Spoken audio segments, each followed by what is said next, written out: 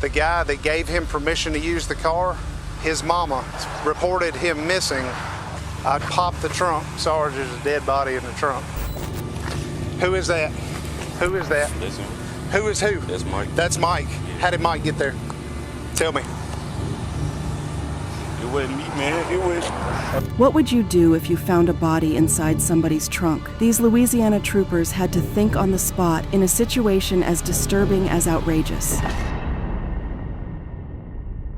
On the afternoon of July 29, 2020, a Louisiana state trooper conducted a traffic stop involving a 2017 Chevrolet Camaro on Louisiana Highway 17 near Winsboro, Louisiana. The vehicle was speeding far over the 55 miles per hour limit. 17, 1 mile south of LA4. Black and orange Chevy Camaro 242 Charlie Lima Tango 242 CLT, Louisiana. The Chevy pulled on the right side as commanded. Its driver was expecting to escape the situation fast enough, but the oddness was just starting. Hey, driver.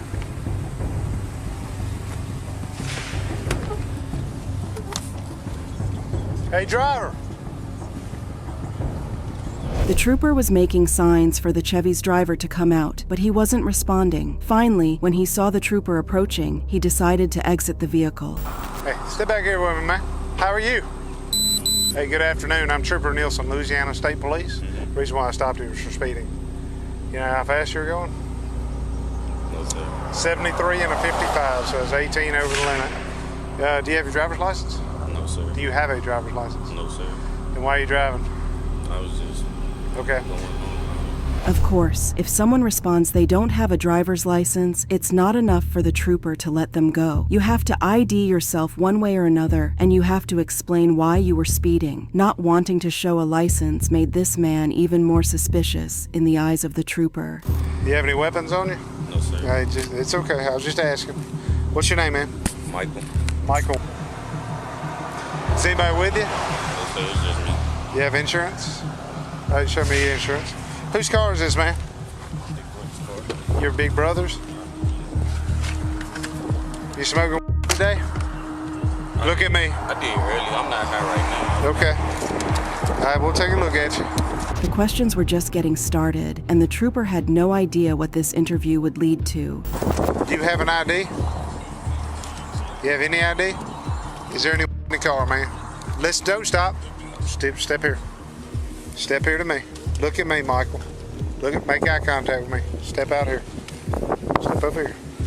Is there any car? Yes or no? It's just a doobie in the ashtray, like. Okay. Other than that, this Anything like, else?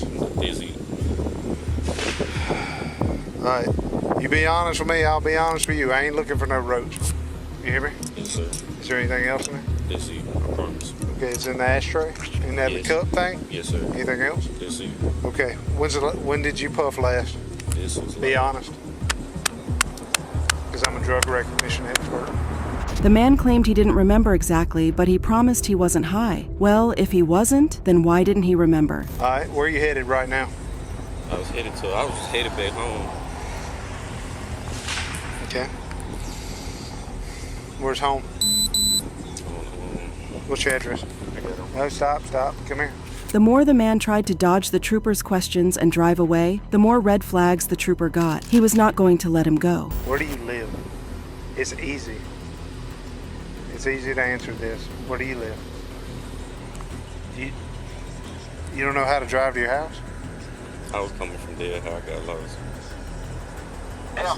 So what's the address? Instead of responding, the man seemed to look something up on his phone. What? You don't know your address? No, sir. Okay, come back here. Come back here. All right, prop up on this bumper right here, okay? Just sit down right here, okay? All right. 133 with Texas. You've admitted there's a small amount of in the car, and I've smelled it. It's probable cause. Texas. Can I take a look in your car? Yes or no? Yes, sir. Yes, Okay. right Okay. now, Nothing. Okay. It's your brother's car? It's your brother's car? Hey, come here. Put that phone on that hood. You know you ain't gonna sit here and be texting behind my back while I'm sitting here in this car. Get on that car. As the man puts his phone on the hood of the trooper's car, the trooper proceeds to go through every single compartment in his Chevy. Suddenly, he notices bullet holes in the driver's door. When did all this happen? When did all that happen? That happened. When? My brother, he said it. How long ago? Days? Yeah, it was like. Okay. The trooper thus contacted his section and explained how the traffic stop was escalating. Hey, it's Jesse again. I'm sorry to bother you. I'm here about a mile north. About a mile north of LA 4 on LA 17. I got this. I got a orange and black Chevy Camaro stopped. I had him stopped for speeding, 73 and a 55. And it's got bullet holes all in the driver's side, right by the door. Y'all ain't looking for a car involved in anything, and he don't even know where he lives. He won't, or he's saying he don't know where he lives. When pressed, the man said he lived around there in Winsboro, but when the trooper ran the car owner's address, it turned up Richwood. Like right behind the driver's side door, there's like 2 or 3 bullet holes in that thing. So he said two or 3 days ago, his brother, the is the name on the car, on the registration. Okay, I'm gonna call a guy. I mean, I'm code 4. I was just seeing if y'all had this connected to anything down here. The trooper told his team that he didn't believe the man did not remember his address. He thought he was lying and acting confused so as to hide something even worse. Perhaps he was covering for his brother, or perhaps there was no brother at all. Or he was trying to pin the blame on the car's owner when he was the one who had to be arrested. He's got a GPS thing put in, but he don't even know the address, so he's lying about a bunch of junk. So I was just gonna check y'all aren't working anything up. Yeah. Okay. Meanwhile, a large SUV pulled up behind the trooper's car. Okay. All right. Well, I got somebody pulling up behind me, scooter. All right. Thank you, fella.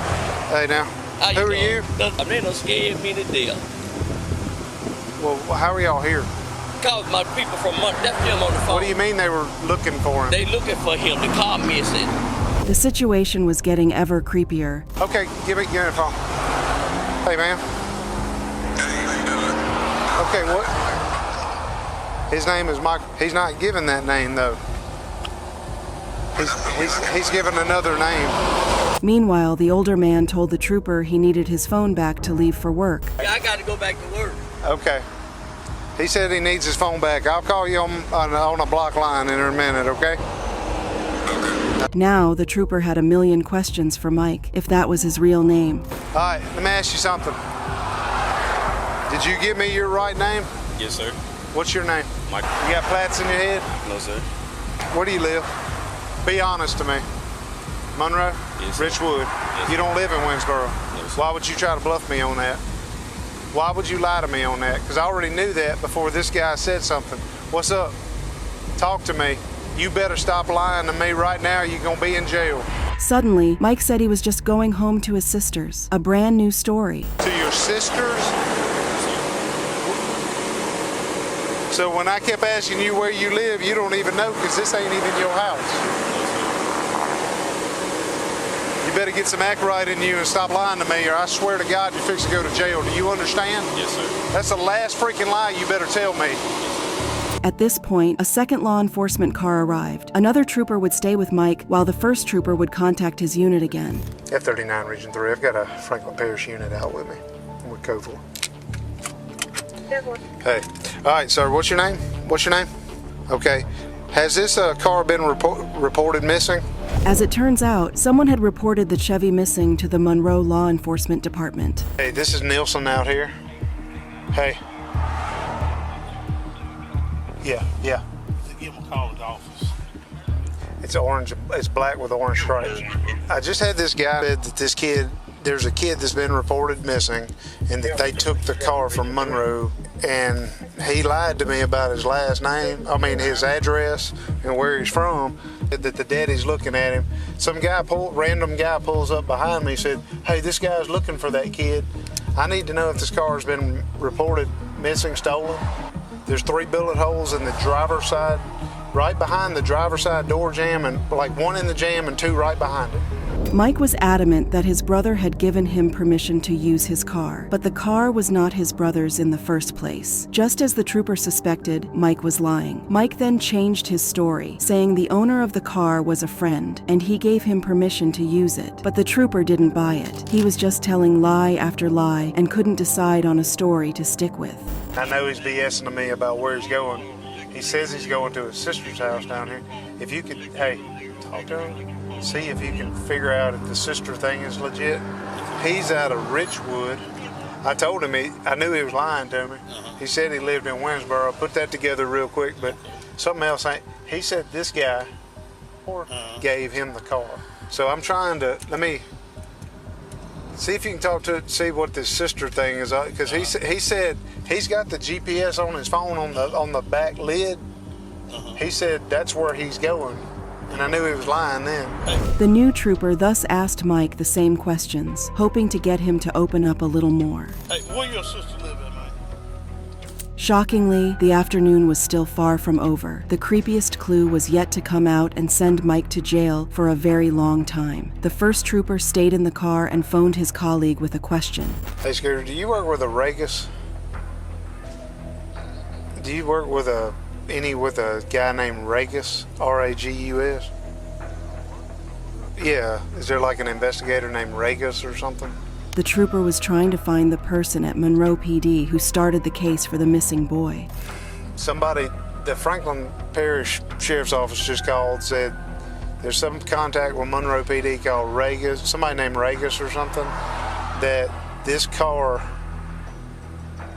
has been given to this boy by another boy who's been reported missing. The scenario was getting grimmer. There was a missing teenager, a stolen car, and bullet holes in its door. Things were looking increasingly dark as the trooper was piecing it all together. Evidently, I mean, you got the 3 bullet holes in it, and the boy's been reported missing. Do we need to do anything specific with the car? Like, do we need to... Man, I just don't want something bad to come back on this with me letting it go. The trooper heroically followed his instinct to search Mike some more, even when his unit said they had nothing on Mike to hold him under arrest. Hey, Chad.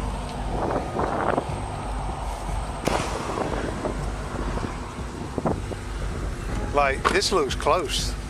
Like bam, bam, bam, bam. Yeah. What I'm being told is that the boy who gave him permission to use the car is missing. So he's lying his ass off. Go looking for the person who owns the car, find out that the son of the owner of the car is missing, and now we got bullet holes all in the car. I got you. So something's Bad, right? the only thing he lied about was his address in Winsboro. So he don't have a driver's license, but he lied about living down here. I guess I'll do as much good contacted as I can. It's at that point that the second trooper asks the million-dollar question. Has the first trooper searched the entire car? I just looked in the console, the center console. He had a doobie in the ashtray thing. But I really didn't give it a good look. Here's where it gets shocking. I'm gonna do the obvious thing I want to do.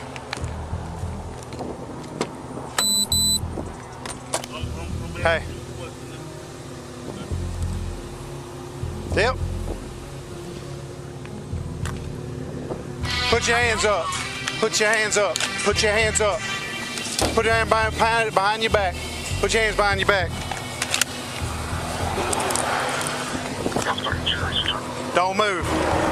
Do you understand? Don't move.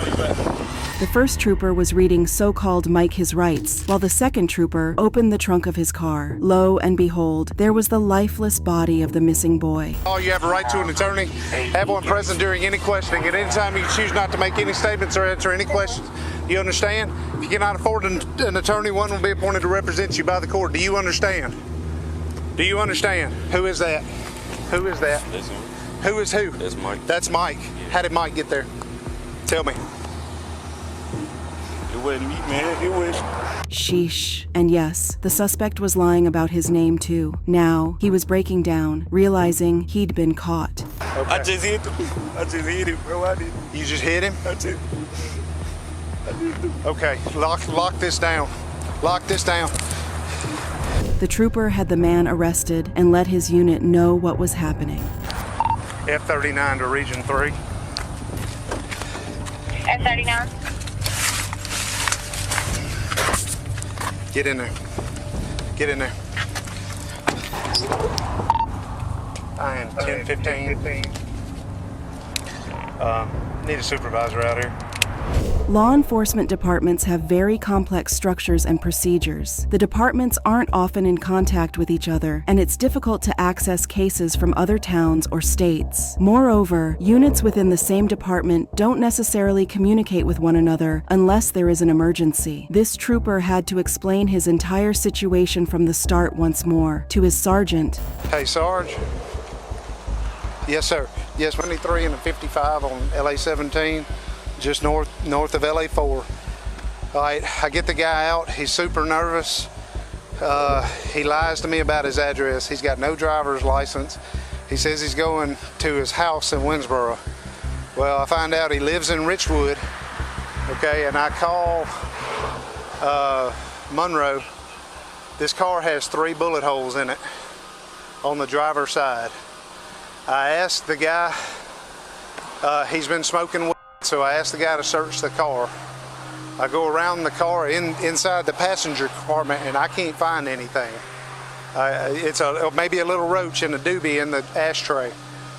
We're sitting here asking about it, about the guy that gave him permission to use the car.